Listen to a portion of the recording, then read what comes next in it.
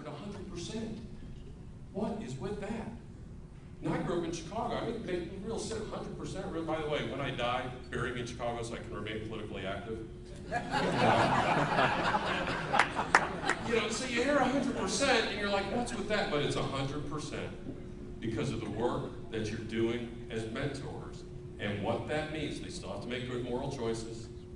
They're still going to be held accountable for how they live their lives, but you have greatly improved their life prospects because kids with higher levels of education are more likely to be employed, more likely to make healthy choices, more likely to have health insurance. We're having this very important and much needed public debate on health insurance and what to do about it. Folks with higher levels of education have private health insurance, can have access to health insurance, either make enough to buy it themselves or get it from their employer. Education has that impact. They're less likely to get engaged with crime. All sorts of positive impacts are likely to happen, and that's the difference, the way that you are stepping in. So like Joyce said, and other speakers, Mike and others have said tonight, we are here to celebrate you.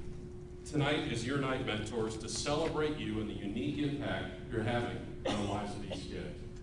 When I first went to work for the mayor's office here, it's about 12 years ago now, I was going to be doing a lot of work driving around Marion County, visiting with grassroots organizations, and so the city gave me a vehicle to drive around, so I wouldn't have to put a ton of miles on my own vehicle, and they gave me a white Chevy Capri.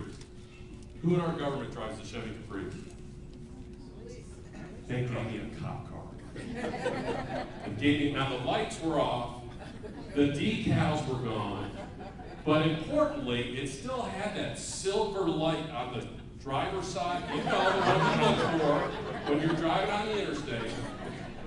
And my first day on the job, we were living in the Castleton area at the time, and I get on 69, and I get on 465, and I'm driving to downtown to City Hall, and I'm anxious to get to work. I want to just really get it moving, and the traffic is just not going. And I look at my speedometer, and it is right at 55 miles an hour.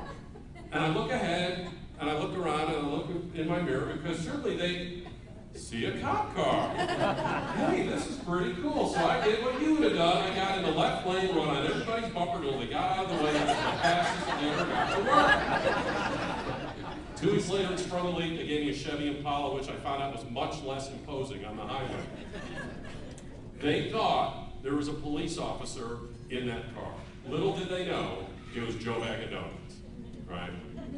What mattered wasn't what was on the outside, the car. It mattered who was on the inside. And what matters is who is on the inside of you.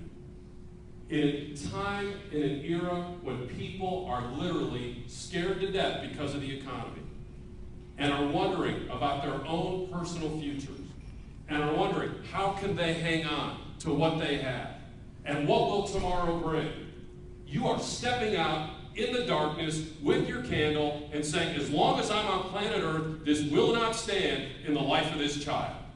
And I'm going to give my time, and I'm going to sometimes give my resources, and I'm going to celebrate the joys, and I'm going to walk with them during the times of pain, so that when they're in college, they're saying, you're still my friend, and guess what? I just passed my test at IU. And I just got into college. And I just got an internship. Because you were willing to step out when other people are willing to stay in and invest in the lives of kids because of what's inside of you. And that's what we're here